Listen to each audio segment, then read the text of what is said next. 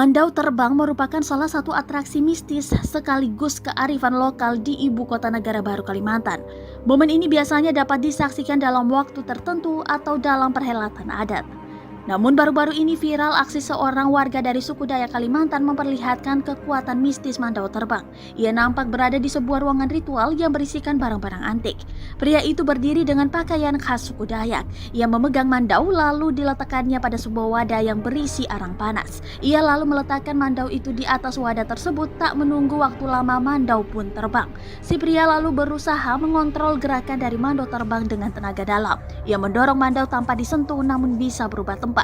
Disebutkan mandau adalah senjata tradisional masyarakat Dayak yang bisa dipakai untuk berperang. Senjata ini disebut memiliki kekuatan mistis dan cukup sakti lantaran bisa terbang sendiri dan menyasar musuh.